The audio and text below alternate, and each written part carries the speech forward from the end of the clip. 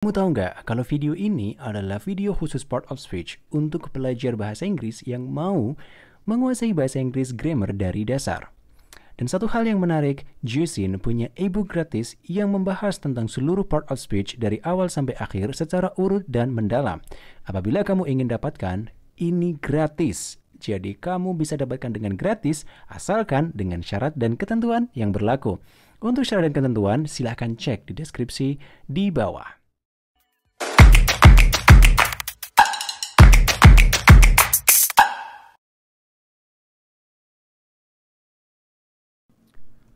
Hi, welcome everyone. Welcome back to Jusin Translation YouTube channel. So, kali ini kita akan lanjutkan lagi menjelaskan kepada kalian dari penggunaan part of speech, terutama untuk kalian yang sedang belajar bahasa Inggris benar-benar dari dasar. So, kali ini video ini akan menjelaskan apa yang disebut sebagai adjective atau dalam bahasa Indonesia kita sering menyebutnya sebagai kata sifat.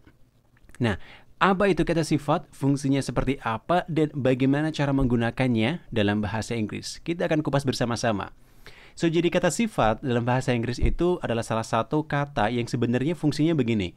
Memberikan informasi tambahan pada kata benda. Oke, bisa juga memberikan informasi tambahan pada subjek. Seperti itu. Beberapa kata benda itu memerlukan informasi tambahan untuk mendapatkan ide yang lebih lengkap atau informasi yang lebih komplit. Aku akan berikan ilustrasi sebagai berikut dalam bahasa Indonesia. Jadi aku bilang apple. Aku cuma bilang apple. Nah, dalam bayangan kalian, benda apple ya udah, kalau ada buah apel ya di situ apelnya gitu. Cuman di sini aku mau kasih kalian persempit lagi informasinya menjadi begini. Unripe apple. Unripe apple artinya apel yang belum matang. Jadi di situ tadi kamu lihat bayangan kamu tentang apple, lalu kemudian aku kasih kata unripe di depan kata apple.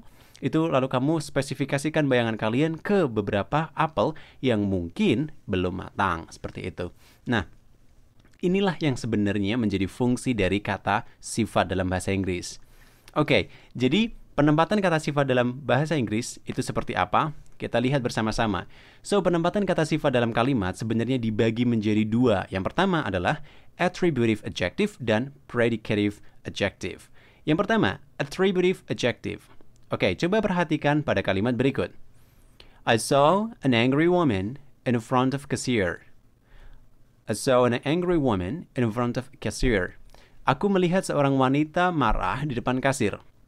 Atau, the good speech will make the audience motivated.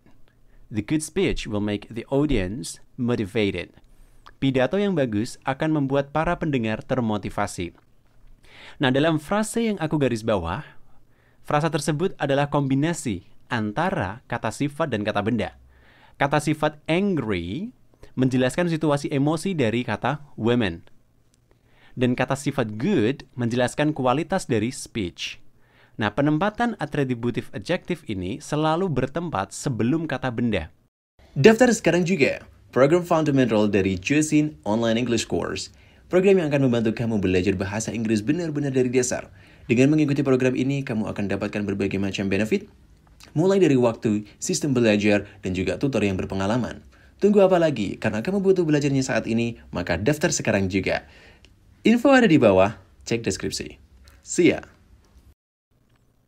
Seperti semisal, comfortable chair. Bukan chair comfortable atau kursi yang nyaman, tapi comfortable chair. Kita letakkan dulu kata sifatnya sebelum kata benda. Dan dalam hubungannya dengan kata benda, attributive adjective itu bisa bergabung membentuk sebuah frase yang bisa Jusin tulis sebagai berikut. Adjective plus noun. Itu rumusnya. Oke. Nah, ini akan aku berikan beberapa contoh lebih banyak berkaitan dengan attributive adjective. Yang pertama, historical places. Historical places. Tempat-tempat yang bersejarah. Ancient creature. Ancient creature. Makhluk purba. Old car. Old car. Mobil tua. High wall. High wall. Dinding yang tinggi. Small animal. Small animal. Binatang yang kecil. Dan fishy food. Fishy food. Makanan amis. Nah, Ada juga atributif adjektif ganda atau lebih yang menyifati kata benda. For example, small and dangerous animal. Jadi kita bisa meletakkan lebih dari satu atributif adjektif pada satu kata benda. Contohnya, small animal dan dangerous animal menjadi small and dangerous animal. Binatang yang kecil dan bahaya. Atau kita tambahkan lagi, beautiful, smart, and diligent student. Murid yang cantik, pintar, dan rajin. Ini akan membuat kalian menjadi semakin mudah dalam mengidentifikasi bagaimana sebenarnya mengartikan bahasa Inggris ke dalam bahasa Indonesia. Oke. Yang kedua, setelah attributive adjective, kita akan lanjut ke predicative adjective. Perhatikan kalimat berikut. She is angry. Dia marah. The speech was good. Pidatonya bagus. Kalimat ini sebenarnya menggunakan kalimat yang sama seperti contoh di atas yang sebelumnya. She is angry dan the speech was good. Pidatonya bagus. Aku menggunakan contoh kata yang sama agar kamu mampu membedakannya dengan lebih mudah secara konteks, struktur, baik dalam bahasa Indonesia dan bahasa Inggris. Predicative adjective merupakan kata sifat yang menjadi pelengkap dari subjek kalimat. Nah, kalau tadi kita gabungkan attributive adjective dengan kata benda dalam satu frase, tetapi kalau predicative adjective kita gunakan untuk menjelaskan subjek dari kalimat. Itu perbedaannya. Oke, nah predicative selalu diletakkan setelah linking verb atau kata kerja penghubung. Contohnya begini, subjek dulu, linking verb, itu bisa is, MR, was, were, have, has, atau yang lainnya. Lalu kemudian predicative adjective. Contohnya begini. The weather is sunny. The weather is sunny. Cuacanya cerah. The play was good. Permainannya bagus. This information is important. Informasi ini penting. The dog is cute. Anjing itu lucu. That joke is not funny. Candaan itu nggak lucu. Nah, di bagian yang ketiga ini, predicative adjective dan attributive adjective dalam satu ekspresi.